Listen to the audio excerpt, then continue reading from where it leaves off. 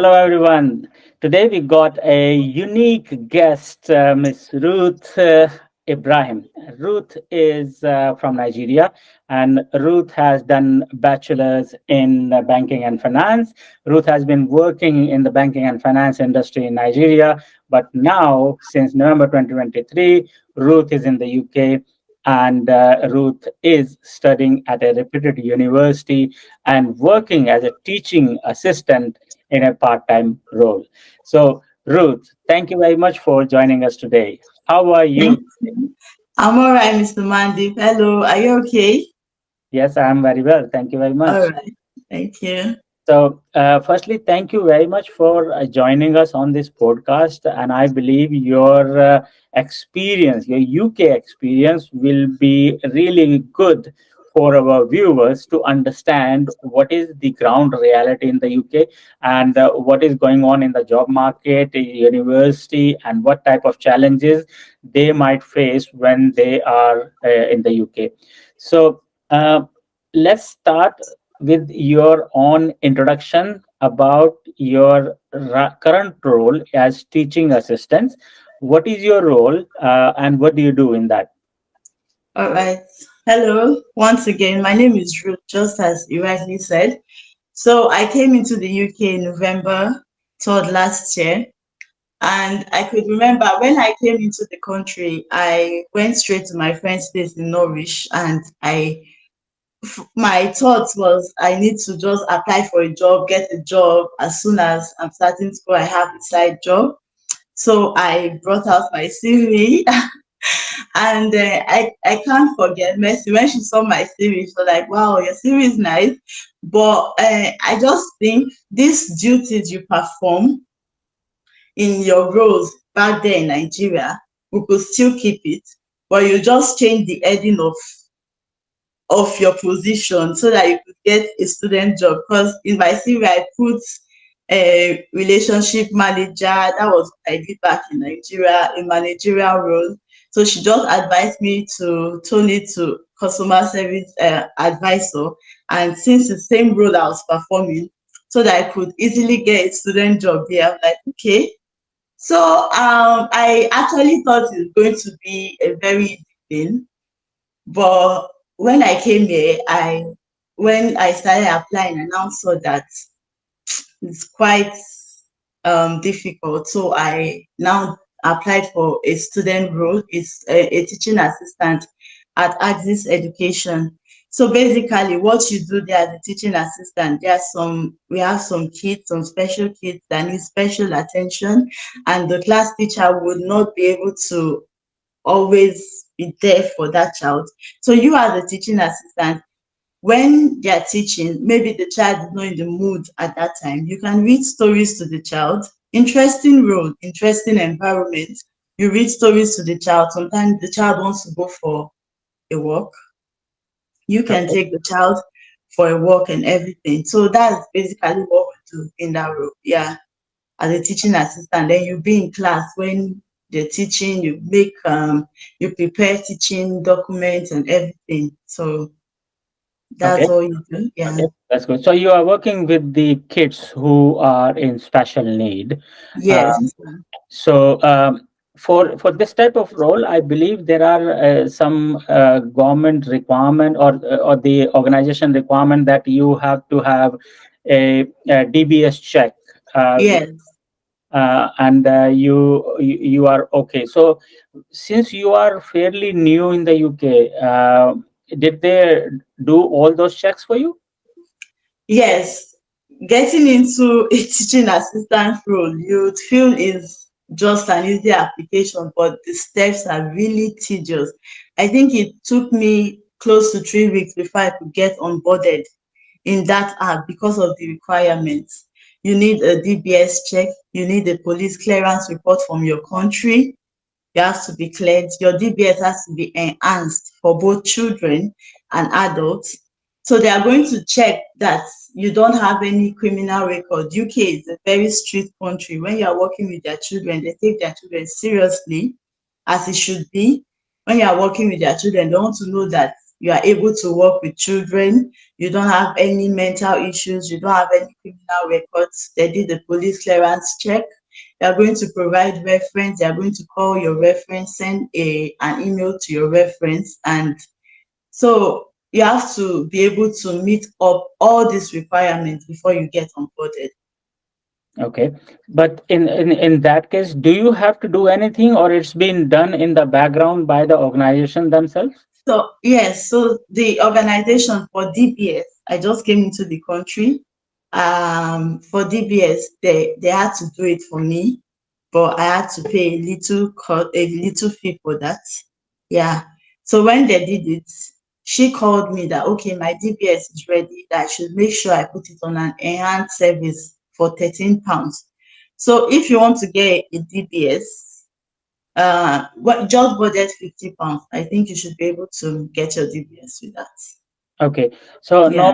normally the organizations apply for the DBS. You Yes. individuals can't do themselves. So it is kind of like police verification, background check, any Yes. criminal records or anything, or you are fit to work with the children. Basically, in the UK, DBS is mandatory requirement for most of the schools and most of the universities or wherever under 18 kids are involved. So if you are working with the under 18, with the minors, then you need to have a DBS, which is not a big problem because the organization applied themselves. And if you don't have any criminal records or anything, then it should be absolutely fine. Fine. So Yes. it takes a few weeks to go through with all these checks. Okay, so Ruth, when you came to UK, after how long did you get this job? I came to UK in November. I started working in March. In March. Okay, Mhm. so did you started applying for the jobs when you came to UK in Yes, November? I started applying for customer service roles. I started applying for managerial roles, but you just get so many mails. Unfortunately, it kind of it comes to you at some point. You might want to be depressed and everything, but you just have to calm down, re-strategize. And then again, we still had studies that we had to pay attention to. So it was hard not finding job from November till March. It's not nice. It's not a nice experience, but we had to. So yeah, Okay, so initially you was getting a lot of rejections when yes, you were applying for managerial role or customer yeah. care roles. Do you know why there was the rejections for you? What was the reason behind? Do you understand that reason? Okay, so they'll tell me that it's filled already, that maybe next time. On few occasions, I'm able to get to where I'm interviewed. Then they'll tell me that, sorry, okay, you did well in this interview, but sorry, we had to give it to someone else. So sometimes I think it's your composure, how you speak sometimes. Because when I came into the country, you'd, okay, when I came into the country, you just have to adjust to the system. So I think I was not, I didn't really understand the system yet. But when I did, I started doing things the way I was supposed to, and the rejections were few and less. Yeah. Okay, so was you using the same CV you had from Nigeria at that time? No, no. Okay, In the sense that the template, my CV in Nigeria, it's been long. Like the template, I had to adjust it. They are very modern templates in the UK. So I had to adjust it. Then sometimes you just have to put your phone number, your skills in front. Usually, my CV in Nigeria, my skills are after my educational background.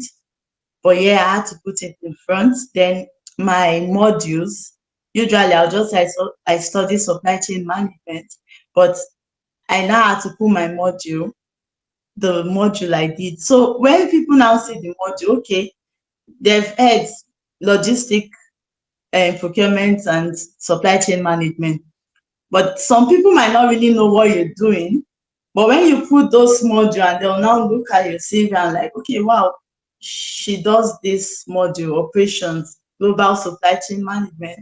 So it makes them want to, it gets them more interested. So I think you should also put your module under it. Yeah, these are my key modules in the global supply chain, in supply chain management. Yeah. Yeah, so in normally the graduate level CVs, you should put what degree program you are doing and what modules are there and what you are learning in those modules. Because Yes. these type of areas like logistic, procurement, supply chain, operations, it is required in all the industries. Doesn't matter which organization you're going for. So they Yeah. have an idea what you are learning and what skills you are acquiring. So at least when you are learning those modules, you at least understand about what is needed in supply chain, how organizations work, and all these kind of stuff. So which is really good. So you when you modified your CV and use the UK template for your CV, did you made any other changes as well, or just put the modules and made little bit changes here and there? I didn't really have to make more changes, Okay. rather other than the one I just told you. Yeah. Okay. So you started getting a response after like few months when you was in the UK. Yes. Okay. And what other type of jobs you applied? Is there only like customer care and managerial, or some other type of jobs you applied as well? So I also apply. Okay, in UK, I think the season and your availability matters. So when I came into this country, I came alone into the country. I didn't come with my family for 3 months, but I knew they were going to join me. So when they came, I knew at that point there's some certain jobs I could not do. So there are times when you have to look for a remote job, especially when you're a carer, you have children. And there are times when you, because my spouse, it shuffles between Nigeria and the UK. So there are times when you have to look for a job, like a teaching assistant job, you have to commute. So presently, I'm verified in 3 agencies. One Okay. is the teaching assistant where they send you to school to assist in teaching. Then the other, I'm also signed into an hospitality agency. Then I also have a remote job with Appen. So you just have to, it's a lot. So when you're done with school, I just think when you're coming into this in the UK, you have to be patient. And sometimes these jobs, seeking jobs and doing this thing might just take your whole time and you're not really looking at the focus. Sometimes you might want to work more than not paying attention to your school. Because I remember when I came, our teacher told us then, supporting student, that for every 3 hours of lecture you have to read 3 hours more. So if you have that, they made us do a timetable. Then I'm like, okay. So tell me when you are working. Tell me when you are reading. So if I have a 3 hours lecture, I should have nothing less than 6 hours of reading. Am I doing that? So if I am doing these jobs that I'll have to travel to, because in UK you get jobs that maybe they'll tell you to go to Liverpool to do the job, and you see Mm. people they just want to make the money, they just want to pay their school fees. Of which I would also tell you, when you are coming to the UK, don't think the money you are making while studying that's what you want to use to pay your school fees. You have to have a budget for your school fees. You have to have that money available. Do not spend it, because it will be hard trying to make money while schooling to pay your school fees. It's not visible. Visible. So back to what I was saying. So it all depends on timing and everything. So that's it. Yeah. Okay. So yes, I think you had a very good strategy on that. And as you mentioned that you came along, and then you have to juggle with the timing, like school Yeah. at the same time job, and Yes. it's not just going to the university, but after university you need to study as well, Yes. doing your assignments and all these things. So everything you need to consider. You need to make a proper plan for that. Yes. So let's talk about since you mentioned that you came alone in the UK, the family. uh, your spouse is going Nigeria, coming back to UK, and that's what is Yes. happening. Uh, are you with family now? Do you have the kids in the UK or not? Yes, I have the kids in UK now. And they are school going children. Yes. Okay. Now, first talk about the challenges you faced when you came to UK. Do you remember any challenges, or maybe I like remember a lot of challenges that I faced when I came into the UK. So before I came into the UK, I actually got admitted in Conestoga College in Canada. I paid my fees. I was using an agent then, True. So we really trusted very expensive agent though. So we didn't want to do it ourselves. We didn't want any errors because I wanted Canada. I wanted Canada. I wanted Canada. That was where I wanted to go because my friends were there. So we paid an agent, True, to help us with the process. And I think he collected $3,000 for agency fee as at then. But on his page, you see the videos on the page, the talks, how this person got visa, all the so we're so hopeful that okay, this money we should pay it. It will save us the stress of rejection. So we paid the agent and I got my admission to Conestoga College and he told us how much we're supposed to leave in the account for 6 months. In Nigerian naira, I think that was 30 million. That we had to leave that money in the account for a family of four. So other people were like, it's not enough that we are four families that I should apply first, but we just felt let the agent do the work.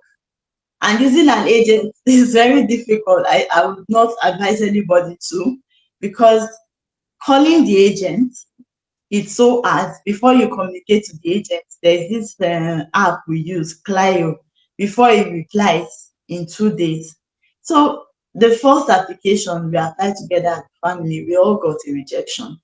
That was after turning down and keeping money, tying down money for 6 months.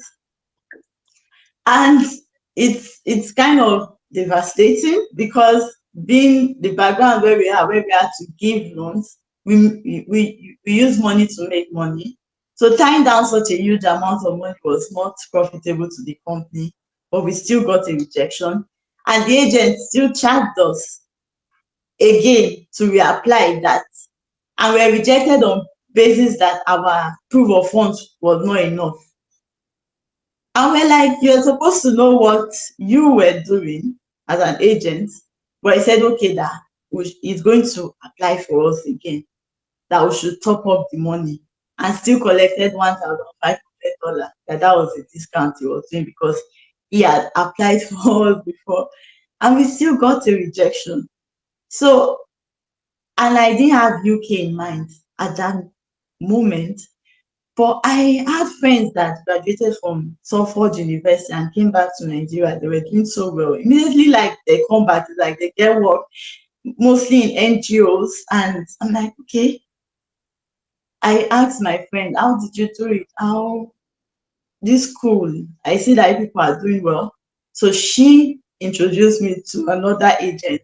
I'm like, I don't want to do that. I don't want to use that agent. Can I do it myself? She said, don't worry, use this agent. She's good and she knows what she's doing. So we used that agent. When we called that, because it was late, she told us that the admissions are closed for university or so. And there's no way I could come January because there was a law coming that you can't come with your dependents when you are coming in January. So I needed to get in school last year.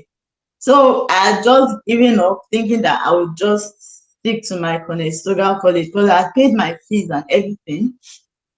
That was when she now called me that there's an opening for November intake. There's an opening for November intake. So I applied, I got admitted. The whole process, I just had to have a proof of fund of 1 month. And we had not even touched the account we used for proof of funds for Canada. So it was so easy and I got in. But my family, being my dependent because I wanted my mom, my children, and my husband to come. Being my dependent, they didn't apply immediately. I got in. I was told to come to the UK alone. It was, I could remember that period. It was really trying, really difficult period. But I came into the country, and when I saw the whole environment, I just relaxed. I'm Okay. finally in the UK. Yeah. So we went to my, Before you move forward, yes, let me clarify a couple of things. Like you paid fees to the first agent for Canada, yes, and I believe that would be non-refundable even if you uh, no, got the visa rejected. Now, this is the problem, and in the other podcast as well earlier, what I did with the other people, and we also talked about that there are many agents who are not reliable. Make sure you search for the agent who are reliable. Just talk to people first, ask yes, questions, go through their website, look at their reputation, look at their feedback. It is yes, important because $3,000 is a big amount, and every penny matters when you are trying or when you are thinking about moving to another country, either for study matters. or professional, because every penny count over here. Now, there are many agents who don't charge any fees because they get commission from the universities, and there are many agents. There are some of the agent links I have put in other podcast descriptions, Mhm. but I will put some links in this video description as well, so you have the right agents for the right job, especially for UK. Most of the agents, they are getting commission from the universities in the UK, and same thing happened with Canada, Australia, and other countries as well. Make sure, even if you are going through with the agent, make sure you read the guideline from the UK government website. What How much funds you require for the UK, for Mhm. each person, or if you are going with a family, then multiply by number of people coming with you. So that is really important. So Ruth, we were talking about challenges. You arrived in UK, and what happened? What challenges you faced over here? So in Nigeria, when you need a house, you have your money, you are going to get your house. But when I came to the UK, I remember searching for a house. Like I went to my friend's place, but she stays in Norwich, so it's far. So I came into school on Sunday, which was on the 5th, because I was to resume lectures on the 6th on Monday. So I came, I rented and I booked an hotel in Campanile Hotel, that just for 3 nights. That within that 3 nights I should be able to get an accommodation, because I just put £700 that okay, I should be able to get a shared accommodation, stay there while I look for a family house for my family within 3 days. So I came to Norwich with, And I came how much you paid for those 3 days? in Campanile. I think I paid 46 per night. Sorry, 46 pounds. for 46 pounds per night. Yeah. £6 per night. Yes. Okay, which Yes, is yes. Because good. I used booking, so I got a cheap rate. So I came in hopefully that I'll get accommodation in those 3 days. I came with my stuff. I don't travel by train. I've never traveled by train before. So changing platforms with your box, that was a whole lot of experience. So stressful trying to locate your platform. The fear of you not losing your train. You might be in a platform standing there, you think that's your platform. Then you now discover that no, this is not the platform, and you are trying to quickly meet up, not to miss your train and everything. Just a whole experience. But we broke through that, came to Campanile, Lord, and I called the people I knew in town that okay, because I didn't know I was coming to UK, I didn't join group on time to look for accommodation before coming to the UK. And I heard that the transport system in the country is very good. So I felt wherever I am, I could commute to anywhere. But commuting from Norwich to Manchester was a no. So Yeah, if I had known, I would have gotten accommodation before coming. And it has its own risks too, but it should have saved me. So I came in. When I settled, went to lecture, started looking for house. I didn't see. it was so difficult to get an accommodation till I got to the third night. I was stranded. I'm like, should I still pay for more nights in this hotel? What am I going to do?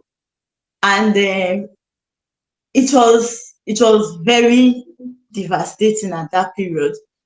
So I remember coming to school because again, another shock for me was how you have to work in this country. Back then in Nigeria, wherever you want to go, you go in the car, everything. But when I came into this country, I was always working a lot, always working. So I remember when I had to go to school, I didn't know how Campaniel to school was 25 minutes walk. There was no bus on that route. So when I get to where I'm getting a bus, it's already just 7 minutes walk to the school. So I had to walk all the way to school from Campani Hotel. So when I was passing, I used to see some buildings, high risings, because I remember sending mails to so many agents. And when you come to see the house, it's already taken, or you didn't meet the reference requirements. So when I saw this estate, I now went to school, came back, then I came to meet them. I gave them a call. I saw the name of the estate, went online and gave them a call. So they asked me that I should come to the office. So when I got to the office, I said, okay, they told me that, okay, this is the amount monthly, but I'm going to need a guarantor. I'm just coming to the country. I don't know anybody. So I said, okay, fine. It's okay. I have a family friend. I have few friends, but most of them, they just came last year. So I said, they now gave me a minimum requirement, like the amount the guarantor is supposed to earn yearly is 55,000 pounds. That What? was, yes. So I'm like, getting most people I know is 24K. That's the highest, or 30K. So getting a guarantor, I called my mom because it's going to be lonely. That's the Mm. truth. It's going to be very lonely because every day when I make the last call with my family and they all say good night, it wasn't even the fact that there were a time ahead of us. When I make that last call, I'm just alone in my room in Campanile Hotel. I'm like, in this country, UK, it's just me. And Yeah. sometimes I'll just, on my bed, I'll just cry. Like that loneliness, I've never felt it because where I came from is a big house. There are always people in the house. And you just cry because I don't like to be depressed. I hardly I've never gotten depressed. So I like to show my emotions. So when I just say good night, sometimes my husband will like, see, I have to sleep. I say, okay, go to bed. Then he now goes, it's just me. And you're into an educational system where you're not used to the assessment pattern. You're trying to understand how to do things in a new school. You don't have where to put your head on. You don't have where to sleep. Accommodation is very stressful. You have your money, but UK, they want to do it right. So back to where I had to get a guarantor of 55,000 pounds. I called my mom. I called my husband. This is what they are saying. I didn't have anybody. So they now called me that, okay, that they've booked me to move into my house by 29th. That's okay. If I don't have a guarantor, they have another option for me. And that I should come, let's discuss it. When I came there, they told me that I had to make a payment. Is if my tenancy is 6 months, I have to make 6 months. If it's 1 year, I have to make bulk payments. So how much that payment was? For 1 2 month advance, 3 month advance, 6 month. What did they say? So we ended up, my contract was for a year. They said I had to pay 6 months. So I had to pay 6 months advance plus 5 weeks deposit. Wow. So That 5 weeks was, deposit plus 6 month advance. So yes, more than 7 month rent you paid in advance. I had to pay. After Yeah. all the stress of looking for, I just don't want to go through the part where I had to go and look for guarantor, where it was the whole stress. After Yeah. all the stress, because in this estate, Once you don't meet the requirement and you put in a guarantor, um it automatically makes your guarantor. There is this app that I had to do a passport, a rental passport for. So that passport app makes your guarantor the primary tenant Okay. because you can't meet up. Yeah. So I had to pay seven. At the end of the day, it was too many pressure on the guarantor. When I finally found the guarantor, it was too much. So he said he could not do it again. So I had to pay the 7 months rent. Yes, so that was how I was able to get to the estate. And when I paid 7 months rent, another shock I felt, since I had paid the first 6 months, my rent was supposed to expire in May. I would start paying instrumentally. They said no, I have to pay another 6 months rent. So I don't think I will be able to stay here at the end of my 1 year tenancy with them because it's a whole lot of work money to always give. How much was Yeah. the rent, Ruth? The rent was 1,400 minus parking. Sorry, how much pound? £1,400 per month plus parking is 1,550 per month Wow. because the 1,000. parking Was it two bedroom or three bedroom? is two. Two bedroom, 1,400 pound plus the parking, 150 pound. No, the parking and the rent £1,550. Yeah. Okay. So for let's take it 1,400 pound for two bedroom house Yes. is it in Manchester? Yes, sir. Salford. Yeah. Salford, okay, which is very expensive. 1,400 pound for two bedroom. Um, that's what happened. If even in the other podcast we have talked about that if you are coming alone and you know that your family is not coming, student accommodation is the best option for you, which is the way much cheaper, Yeah. and you got all the facilities. You don't have to bother about any bills, any internet connection and everything. And Ruth, now I believe you needed all the utility bills and internet and all these things in your home as well. So was it easy to get because you was fairly new? You said what? About the utility connections, Yes. Okay. your internet contract, like any service provider for the internet. But Yes. So, sorry, I was trying to remember the app I use. It's Canopy Rent, where I get the passport. So what this Canopy Rent does for you, where I get my passport, there's numbers of vendors there. My internet is free in the house, but all other bills I have to pay. So there are vendors. So I think a vendor reached out to me that, okay, they are going to my utility, electrical, gas. No, I don't use gas. For my cooking, I use electric. Then my eating, that they'll gather all my bills together and pay it for me. That every month they ask me a few questions. That every month this is the amount I'm supposed to pay. So everything was already arranged, but I was going to pay them service charge. okay, Yes. what's that app called? The app for you to be able to rent a house here is called Canopy Rent. So when you have that passport as a Canopy Rent, you can use that passport in other estates to get a house. Canopy Rent, yeah. Okay. Um, Yes. all right. We will put that link into the description All for right. our viewers if they want to use that kind of application. Yeah. Okay. Now, so you had several challenges since you came to UK. Why do you think? Why that challenge? Why did you face those challenges? Was it lack of research, or was it you didn't knew anybody? And one of the thing you already mentioned that you didn't join the WhatsApp group earlier. Um, Yes.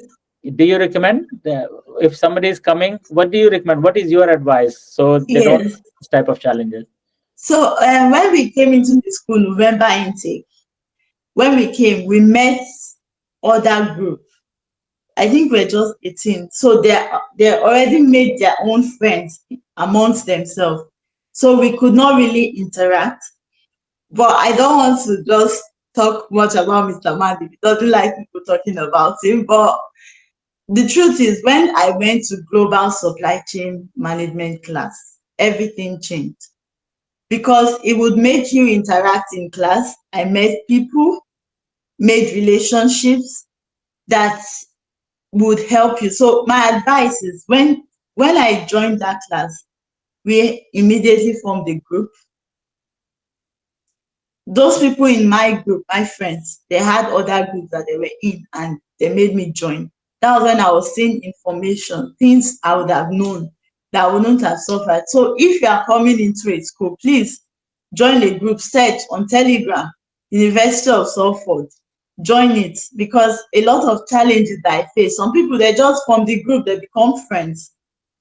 And when they come into the school, it's like they've known each other for ages. Join a group, search your course, find out who is your tutor, who is the tutor, what is he teaching. Like, you are, even if you are coming to go supply chain management University of Support, you already have a tutor on YouTube that is making a lot of things easy. I wish I knew Mr. Mandy's page before I came into the country. A lot of mistakes I would have made, I wouldn't have made it. So I think it's very necessary, do your research before coming, because it will save you a lot of cost. If I know what I know now, I wouldn't have been through everything I went through. And I think I stayed in this house for 3 months alone. If I was in that group, I would have rented a room out, even though my husband didn't want me to share a room with strangers. But if he knew that I knew this person, I would have rented a room and made a lot of money from it. So it's very necessary. Do your research. Yes. Yeah. So, in a way, you are saying that network with people, as many people as Yes. you can, join the groups and ask question in those groups wherever possible, and Yes. also at the same time approach people if you have any questions or anything, and try to network with them, and you can have a lot of benefits out of it.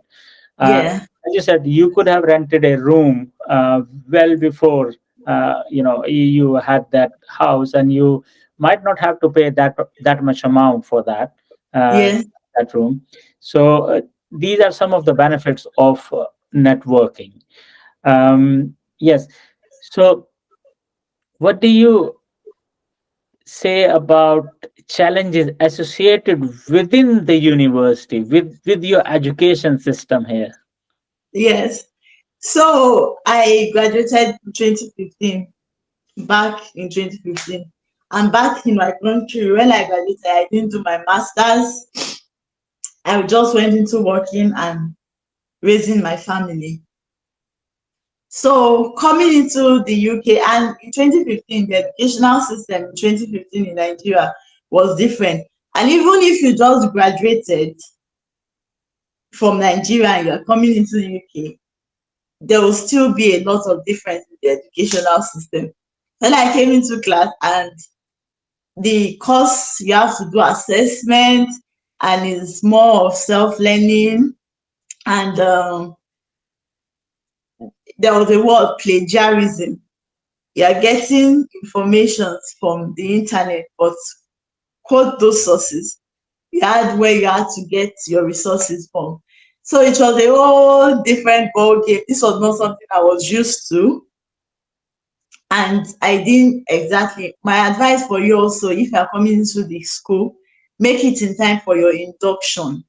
I cannot overemphasize that. That induction is going to help you a lot. I missed my induction and I suffered for it. But come into, I thank God for mentors, like people that were ahead of us.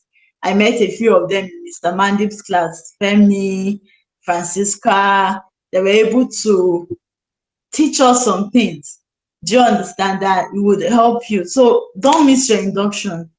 So getting to understand the whole system, and while you are at it, you are looking for accommodation, you are changing naira to pounds. It's a lot of money. It's not easy. So do your induction, and it will help you to be able to cope with how things are done in the school. Exactly, yeah. So my challenge was not knowing how things were done in the school, trying to learn it and Hmm. everything. Yeah. By the way, for our viewers, induction is normally 1 week before your actual course start, the classes start. So in that week, there are a lot of activities going on where, in most of the universities, especially when you are coming in September intake. For other intakes, if you are coming in November, March, June, or January intake, then it might be possible the induction is just for 1 or 2 days, but those in that induction is very, very important. Some of the universities do induction before you actually arrive to UK. They do online induction, and that in that as well they give very useful information. So I would suggest that you should attend those induction, where you will be meeting a lot of people, like-minded people, and likewise people make friends, network with them, and join the groups, WhatsApp and Telegram. Ruth, just want to ask you about who created those groups, WhatsApp groups or Telegram groups? Is it university or the students itself? I think it's the students, Student. the SUG. Yeah. Okay. Yes. So student create those groups, Yes. and Student in union. Yeah. student union. Okay. And if you are on that group, do you know how many people on that group? Okay, so there is a group I'm on, like 2K people on that group. How There many? are 2,000. 2000, 2K. There Okay. are some you see 5,000. Some Wow. you see 500. Okay. So Yes. there are a lot of people available to network. Yes. And if you say that I'm from so and so place and I'm coming to UK, say hello to them, somebody will Yes. definitely reply, "Oh, I'm from there as well," Yes. or "Let's meet up," and then you can start asking questions. So it's a good way to network. Yes. And I think you should be careful on that group. I didn't have the experience in the UK group because I didn't join on time. I was already in the country. But back in Canada group where I joined, I was already looking for accommodation in Canada, and someone reached out to me that okay, I I have an accommodation that I should pay him so that he would arrange everything for me, snap the house, even sent me a video of the house. So it's I am very economical. Like I think about things a lot. So I'm like, okay, if I send you the money, how am I sure that when I get into the country, but I refused. At the end of the day, they posted his picture on the group. Apparently, he has reached out to a lot of people and succeeded in duping someone of the person's money because the person back in the country paid money. So there are fake people on the group who will come to you that Yeah, they want to help you. Take notes, please. yeah, Don't know how you give your money. Network is safe. Okay, get a house, but don't pay anybody money directly. What you can do if you have someone in the country, you've gotten this information that there's accommodation on this group, send your friend to go and meet that person and check the house and pay properly because you can be duped on the group. The group was for good intentions, but people would always misuse those opportunities for evil. Yeah. yes. I'm glad you mentioned about it. There are a lot of frauds going on in those groups. Yeah. People are asking for money. Oh, I got the accommodation available. I can. You have to pay the deposit, and when you reach UK, you never find that person, who that person was, and Yeah. your deposit gone. So there is no paperwork involved, and you just paid the deposit. So don't do that. Always say, when I'm in the UK, when I am at the premises, I will pay you the deposit. I need the proper contract, and whatever paperwork. The best thing Mm-hmm. is, if you know somebody, ask somebody to go there and meet the person and view the property. But before that, try not to do it. Try not to pay Yeah. anything. It's very rare. But you can do so if you are going through with a proper organization, proper letting company. Uh, Mm-hmm. you can pay maybe small amount of deposit, £100, £200, just to Okay. make Yeah. sure that they are not letting the property to somebody else. But don't Yes. do it in WhatsApp group, in the Telegram. Yeah. So Ruth, what are the challenges? Is there any other challenges you would like to talk about? Okay, yeah, there are quite some. Like I said, it's usually very lonely in this country, especially when I came. I said it was very lonely. So don't one thing you should know in the UK, it will definitely get better. As at 3 months ago, when I came into this country, all I was saying, I'm going back, I'm going back, I'm going back. But the more you stay, the more it gets better. I Hmm. can the class I went to, and I saw my teacher told me that this was where he started from, Mr. Mandim, and I see his achievement and where he is now. And like, it's all about perspective. You meet some people, they are all like negative, negative, negative. But I just want to assure you, it does get better. Get a lot of certifications, because don't stay on one job. I'm here now. I know what I want to do when I'm done. I'm already doing certification. Do an analysis. They want, if you want to stay in the country, whether you go through COS, support, care, you become a business analyst, a supply chain analyst, do certifications. What route do you want to follow? Do you want a skilled visa? So it always gets better. So all those nights of loneliness, not getting a job and everything, always go to the blackboard, re-strategize, and it will get better. Don't give up too quickly. The system works here and it will get better. Another challenge I faced again was, okay, maybe it might not be a challenge to others, but the fact that you had to work a lot of times in cold, because not getting the right information. When I came, people in the country, they know that they have to wear thermal wear. They know the kind of jacket they have to wear. When they are buying blankets, they know how many togs they have to buy. But we just buy, but you don't have that right information how to make yourself warm.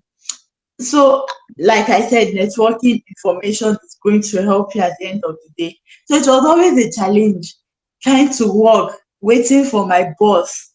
A lot of things in Nigeria, you don't have to work like that. Everywhere you are going to your car. My children's school were just close to the house. I remember I would take them to school, drive out, go and drop them and everything. But coming into this country, I remember when I came and I was showing my husband the type of job I was looking for. I was like, no, don't do this one, don't do that. No, it's all time. The difference, everything in life is time. So the fact that you are doing this now, I didn't think I could be a teaching assistant, but I'm doing it and I'm loving it, because there is dignity in labor in this country. I'm loving it. I've done certification in support, mental health support, which, because I now see that, okay, if I don't get a stay through skilled visa, I have something to fall back on, support, mental health support, or just get your certifications. It will get better. Those are my challenges. Working, staying in the cold and everything, just to commute to different places, it was a huge challenge for me. But when I knew how to properly dress up for the cold, it was better. I knew the right shoes to wear. It was better. There are things you put in your canvas that it doesn't make your leg pain you. The type of shoes you buy, like Skechers, to make you stand, if you have to stand for long, that you won't feel it and not to feel cold. So these information are there. Do your research and things will it's always gets better in this country. Just know it might be difficult. You're trying to pay your fees. Now, don't waste that school fees you pay to be here. Go for your lectures. Go to class, because the a lot of things that I've learned how to do through my studying in University of Salford, I could not do it. A lot of things. So don't miss that opportunity. You pay school fees, because you see a class, so many people are supposed to be in that class, but they are not there. They are working. One thing I've learned, one thing my teacher told me, and I'm glad that even before he taught me, was I was making it to class, is never to miss class. I would never miss my class. If I'm booking a shift, my timetable is there. This is my time for class. I have to. We know ourselves, our friends, and the people we communicate to, the people before us in the lives of family, tell you, do not miss class. And we don't. And I've learned a lot. And was it not last week? We result came out, so it helped us calculate where we had to be. And I saw mine. I knew that in my procurement and my project, I'm not to get anything less than 69 to still remain on distinction. That, and I know I'm not going to get 69. I'm going to definitely get an A and A. So I'm presently on 72% based on the calculation he taught me. So I need to work on staying on that. Do you understand? So this information will help you cope these challenges. Talk to people, make friends, don't get lonely, don't stay in your depression because you say you can't pay school fees, you're scared of it. Do not. The one that works. Yeah. You mentioned about a very important issue, and I believe that is the foremost challenge, where 99% students, when they come to UK, they face loneliness, Hmm. mental health related issue. Now, if you are coming to the UK alone, you will definitely face loneliness kind of issue, or maybe mental health related issue within the first few months, maybe first Yeah. 10 days, 15 days, 1 month, or 2 months' time. Why? Because if you don't have friends here, and if you are not made any friends while you are coming to the UK, you will feel very lonely. Like Ruth said earlier, the last call she make to the family, after that she is alone, totally alone, like in a dark jungle. You feel like sometimes you are in the room, Yeah. isolated in the room, and you got nobody else to talk about. So that is one of the biggest issue. At the same time, you are missing the life you just left, where you were surrounded with the people. You had a lot of noise going on. You can hear maybe dogs barking in the street. You can hear maybe the horn in the street. So you know, but over here is complete silence after 5 o'clock, 6 o'clock, at least complete silence.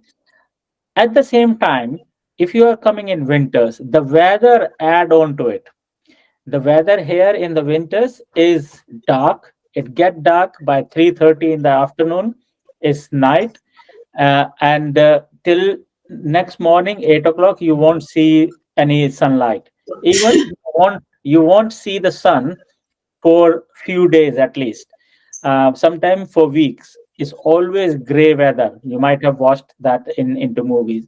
So you have to be prepared. But as Ruth mentioned, things will get better as you keep staying much longer. 10 days, 15 days, 20 days, 1 month, you will feel much, much better. Now things are improving. So for that first month or maybe 2 months, you have to be prepared that you will face this kind of issue. The To overcome that kind of issue, Ruth also mentioned that you need to network, you need to meet people, you need to make friends, talk to them, go out, go to your university. And I believe, Ruth, you would agree on that. The Yeah. university environment are very good environment. You always wanted to go to university. You don't, if you have a chance that, okay, you have to go to the university, you feel happy. Is all Yes. feeling of happiness in the universities. So now, you mentioned that your kids came later on.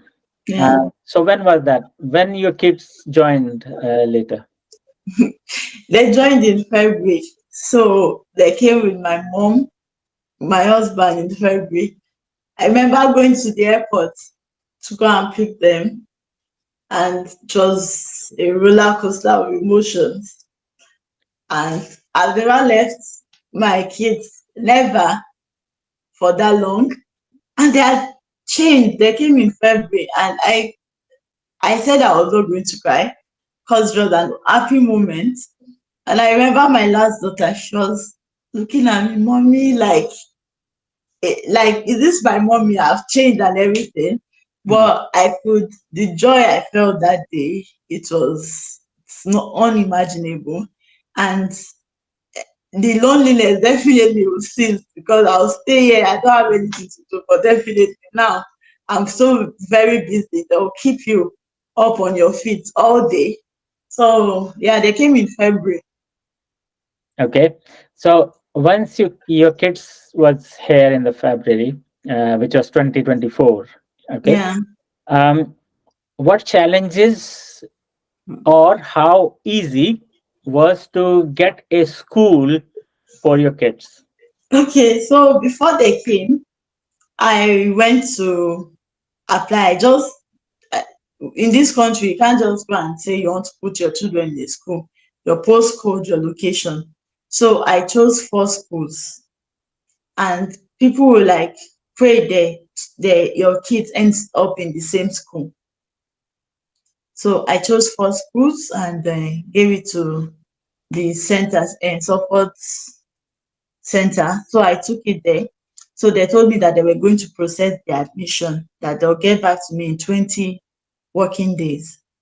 So, but when I took it there, you're supposed to feel when will your children, when did your kids enter the UK? So I told them they had not yet entered. They said no, that I should wait when they entered before I bring the form. So when they entered in February, immediately on the Monday, I think they February 7th on a Wednesday. So I went there on the Friday, yes. I took the application to the school on a Wednesday and showed picked four schools I wanted them to go, and I was hopeful that they all ended up in the same school.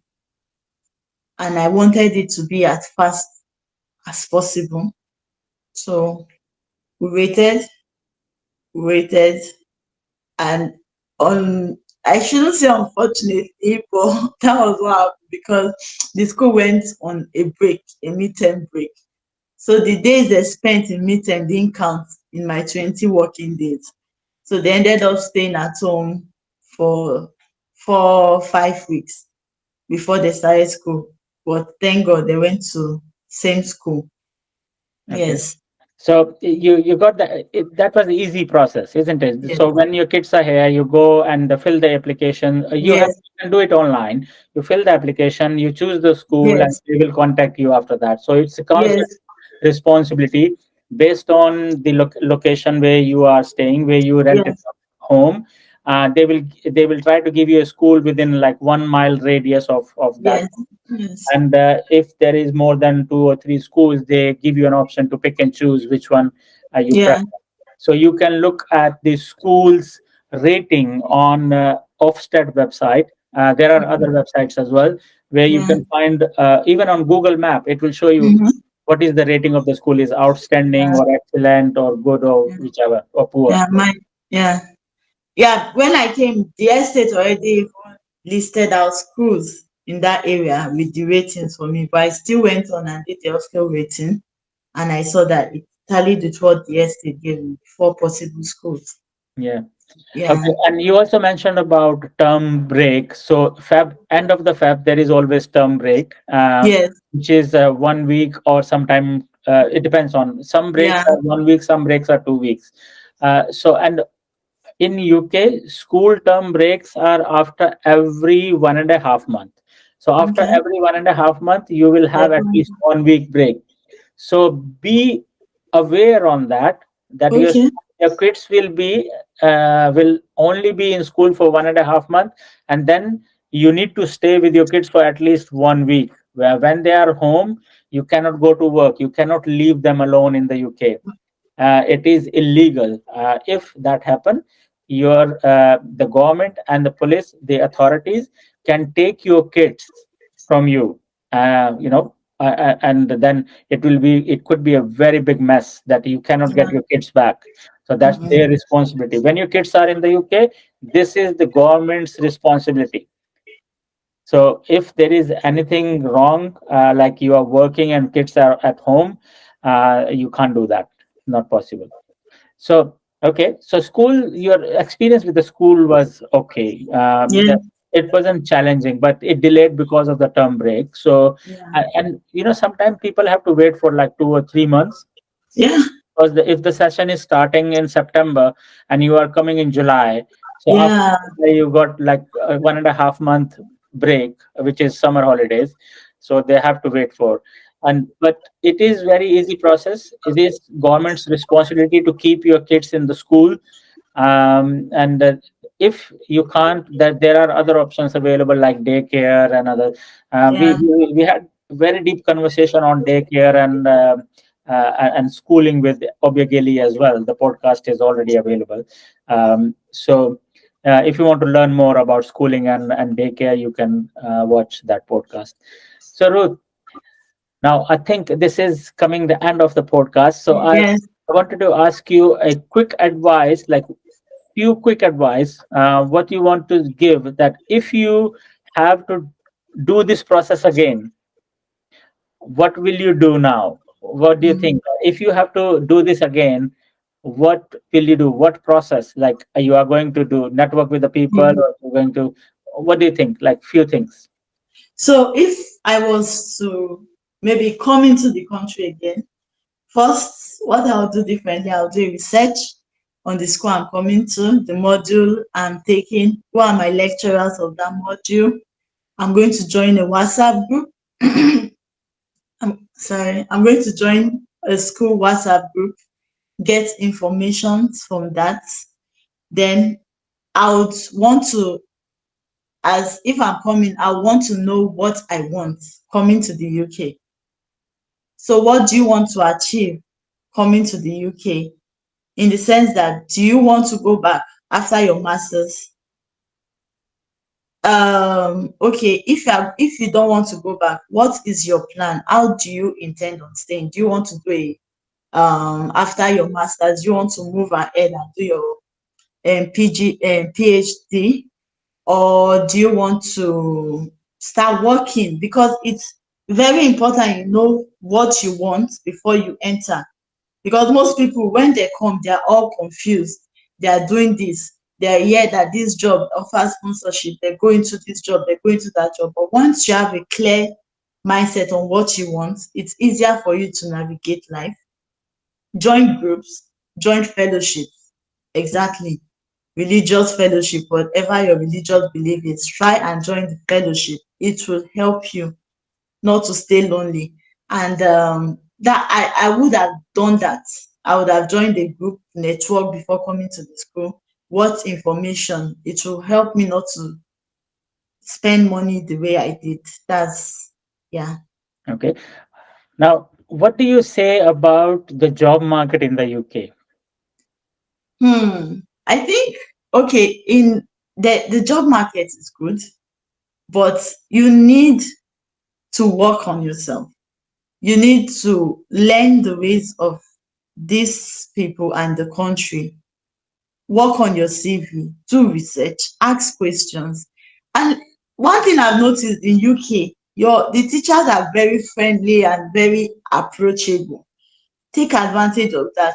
They are not just telling you about what you are learning, they are also giving you real advice on real life in the country as a whole.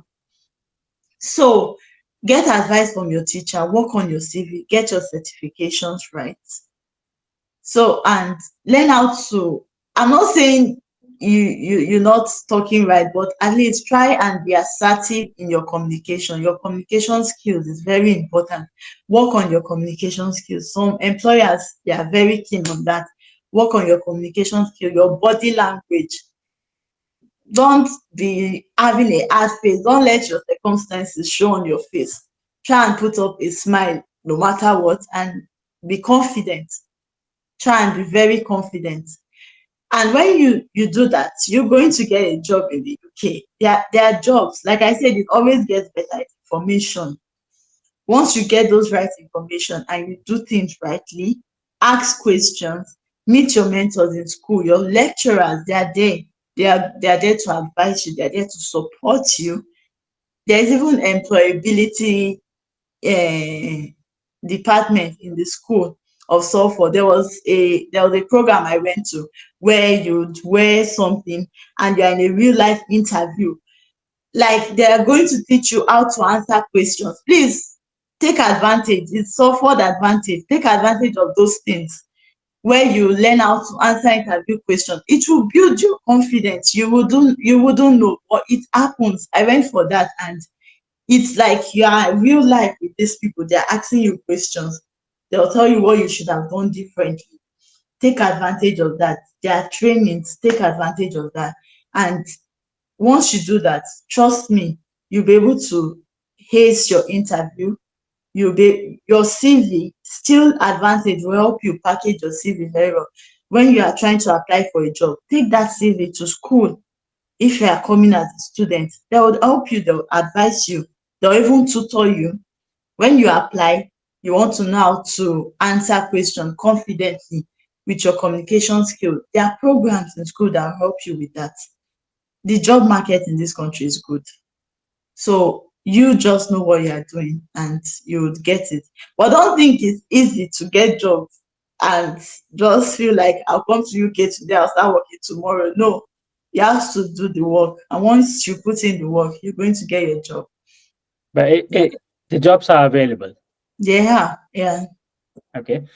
Now, since you mentioned about the CV and the skills, we got workshop going on where we Okay. are teaching, which is free workshop, where we are Mm-hmm. teaching students like you and other students who are coming now how to build their CV for UK market, how to modify your CV based on the job description, Mm-hmm. and so the CV could be shortlisted. Also, how can you use generative AI like Chat GPT to Yeah. modify your CV for different type of jobs again and again?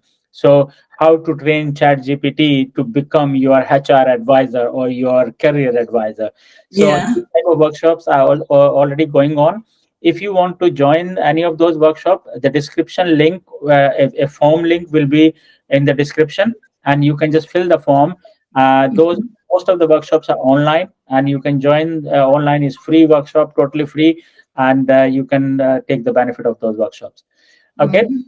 Now, when you mentioned earlier, when you came to UK, you know nobody. How many people do you know now?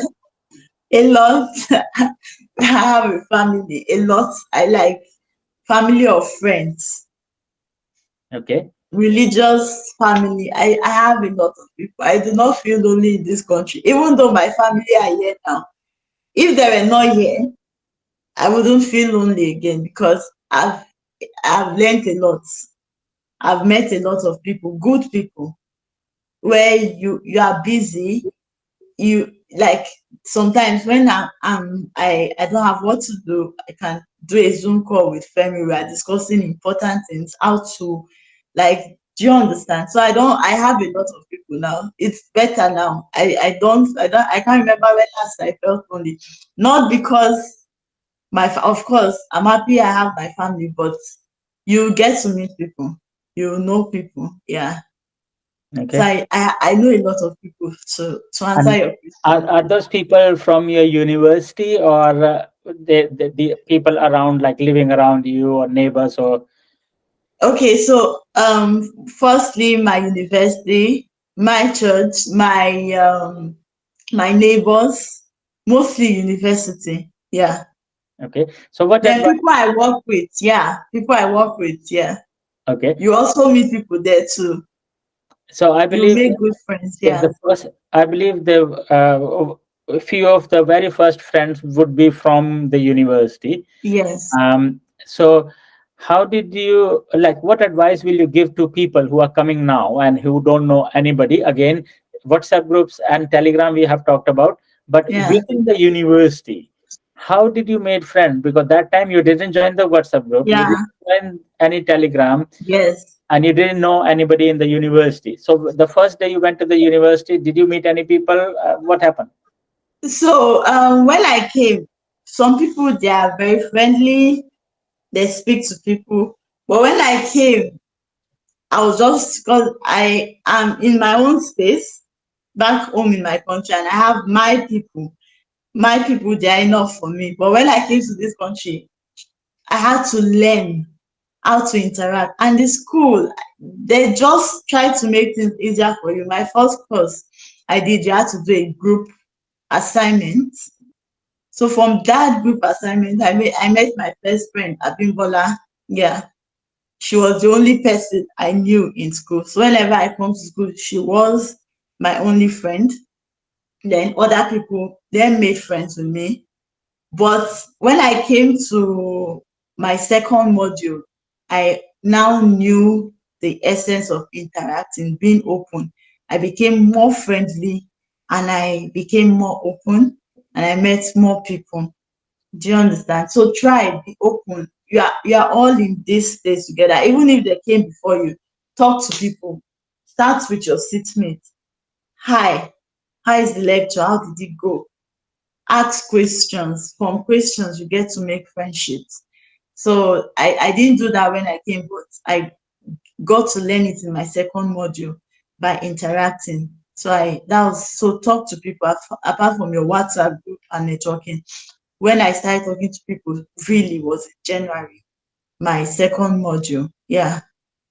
I wish I started earlier.